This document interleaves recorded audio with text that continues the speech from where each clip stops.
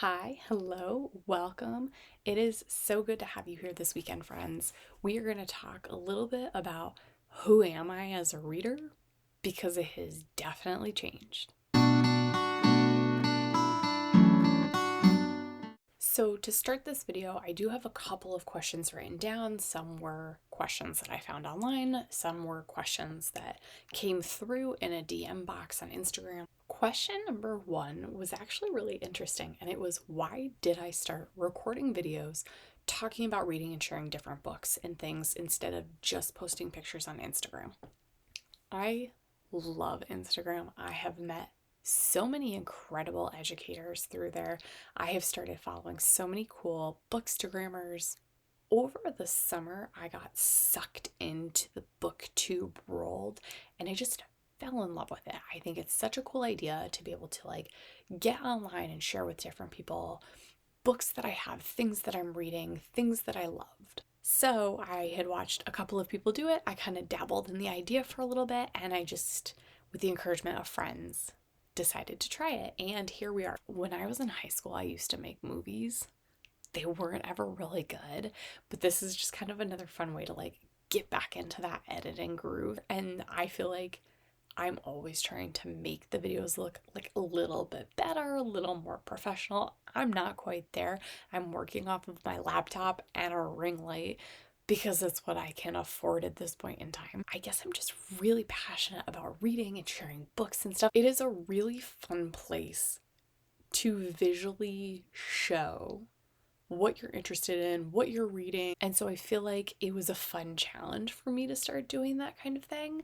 And that's just kind of how it ended up here. The second question was, who am I as a reader? I feel like that is such a huge question to ask. I think I need to start way at the beginning. So my mom was someone who always read to us growing up. It was just an expectation that you were reading. We went to the library every week. I was constantly checking out books. So there was always this love and desire and passion to read so much. Then I went to college and reading shifted from pleasure reading to work reading, and that love just kind of dissipated for a long time. It wasn't until maybe 2 or 3 years ago, I think at this point, that there was a fiery rekindling of I need to read for me and I need to explore all these books. And part of it really helped that my husband and I got into audio books again. And so it was like, oh, listening to a book on a walk, that makes a lot of sense. I've had a very strong foundation as a reader for such a long time that it was easy to really kind of fall back into that. The third question is, why do I read? I read to escape is usually my biggest reason. I love escaping to new worlds. I love learning about different people and different cultures. I read because it brings me such joy. It is just a pleasure to be able to escape into someone else's creation and really get to know their characters and get to see what's going on inside their head. A question that someone asked me on Instagram was, how do I find so much time and energy to read? And I'm going to be honest with you, there are some days that I just don't read. It's rare. There are just times where I'm distracted by making videos, I'm distracted by Animal Crossing, I'm caught up in school stuff. So I think my answer to this really is that I prioritize it. I am able to spend time reading in class with my students, which is a blessing. I know that not everyone has that opportunity to do that. I get to spend 30 minutes a day with kids just sitting and reading something that I want to read because I'm modeling good reading for them. When I am in my car, my commute is 45 minutes long, so I am usually listening to a book 90% of the time. When I'm home is when it's a little bit more of a struggle, but we've started doing reading sprints on Wednesday nights and Sunday mornings, and let me tell you, if I haven't picked up a book at home at all, that will be the thing that makes me pick it up and have to read, because I feel like now, and this is stupid, but I feel like now people depend on me to hold those times where we can all get together as a community and be like, okay, we're going to sit and read and encourage each other. And I love that feeling. So even on a Wednesday when I'm like, ugh, I I really don't want to read. I know that one, other people are depending on me, and two, I know that I feel so much better when I get into the group and get to talk with everybody and just get to like sit and read for an hour and decompress from the day. So in answer to the question, it's a habit. I've made it a habit. I also don't have kids. I have 4 animals and a husband. I have a little bit more time than if I were chasing a toddler around the house. I don't remember what question number we're on. Is it 4? I think it's 4. Question 4. What does my bookshelf say about me? Fun fact, this is only my TBR shelf.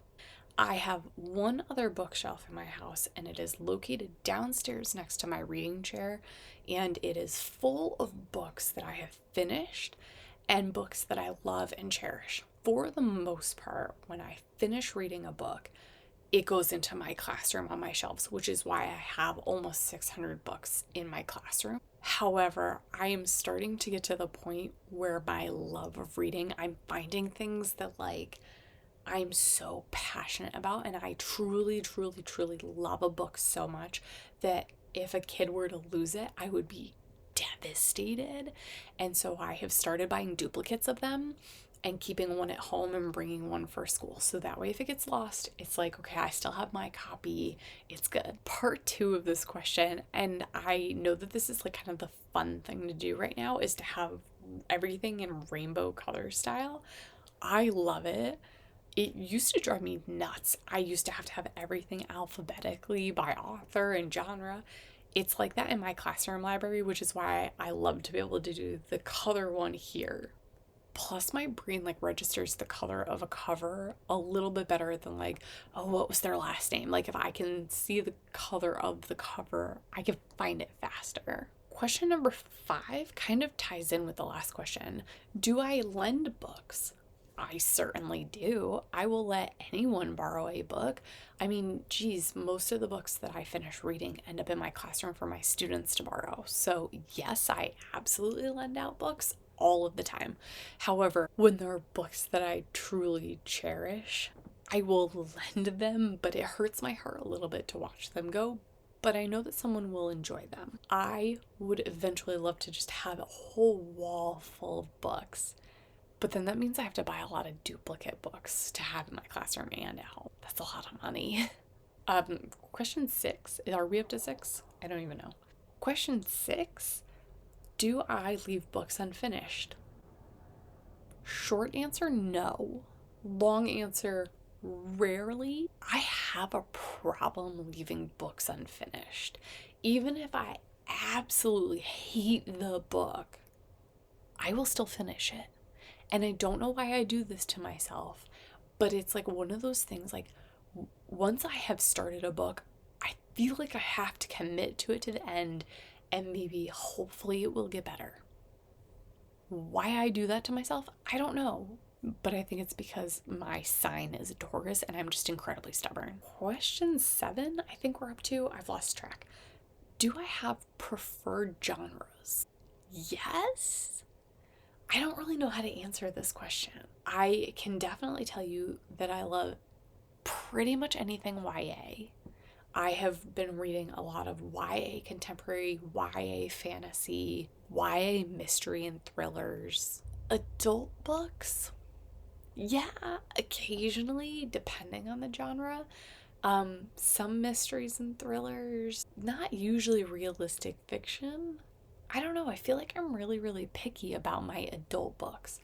And I think a huge part of that is because I gravitate so much toward YA because I want to be able to read it for myself, to recommend it to my students, to then put it in my classroom.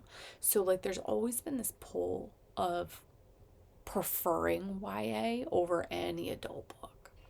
When it comes to nonfiction, I'm also pretty picky. I mean, I'll try it, but my problem is that it's so slow so often for me. I struggle with nonfiction and just trying to stay focused on it sometimes. So reading sprints for me are like a great thing for nonfiction because it's like, okay, I'm gonna dedicate 10 minutes to to reading as much as I can without checking my phone, without getting distracted by the TV, without like going to go play with the dog. If I don't do them in reading sprints, I'll read like a page and be like, that's enough for now. Question 8. How many books do I read at a time? A lot is the answer. I have a problem when it comes to reading just one book at a time. I cannot do it. I can't. I don't know why I am the way I am, but I cannot. I will probably be reading or listening to at any given time a minimum of 3 books. A lot of the time it'll be I'm listening to a book, I'm reading a book at home, and then I'm reading a book at school, which is like a normal daily occurrence. It's just, that's how I operate. And no, I don't struggle with like leaving off with one at school and then picking up another on the car ride home and then picking up another when I get home. That doesn't bother me. I like can get back into it pretty quick. Question whatever. Things that annoy me as a reader. I think I'm starting to become more attuned with this the older I get and the more that I experiment with a variety of different genres and styles and things like that. I would say the top 3 things that annoy me. Number 1, when a story has so much buildup and then the ending falls incredibly flat. That pisses me off like there is no tomorrow. The second thing that I really don't like is when a book is too predictable. Every once in a while, I'm in a mood for like a really cheesy, I know what's coming kind of book, but it's rare. That being said, I also don't like it too often when the book takes like a completely different route. Like a little hint of what's coming is okay, but when it totally flips into something that I'm like, but why? Where did that come from? I don't care for that as much. The third thing that annoys me, I think are certain tropes, but I'm not really sure. I'm still kind of playing around with what tropes I like and what tropes I really don't like. For instance, I don't mind the enemies to lovers kind of thing if it's done in the right way. If it's not, I really don't care for it, but I can't explain what's the right way versus what's the wrong way. So that really probably doesn't help at all with the things that annoy me as a reader. I feel like I'm still very much learning who I am as a reader and things that I like and things that I don't like, especially the more that I push myself to try new things. I would say when I was a teenager, I stuck very strongly to historical fiction, YA historical fiction. Like that was all I read. And now I'm more contemporary YA, but there are some things that I really enjoy and there are some things that I don't enjoy. Another question that I was asked was, what was my favorite series?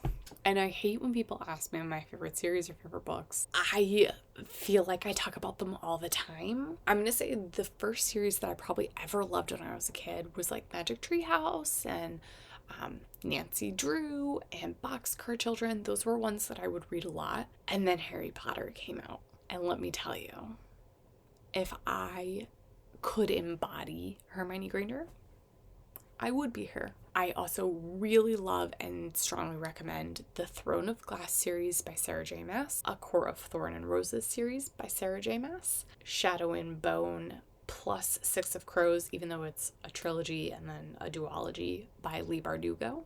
I don't know, those are the ones that stand out the most to me right now.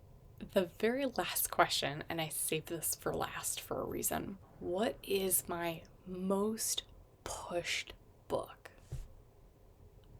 I don't even know. I'm gonna go with 3. So maybe these are like the top 3 ones that I have pushed to people the most. Maybe I'm not such a good pusher and need to push more books.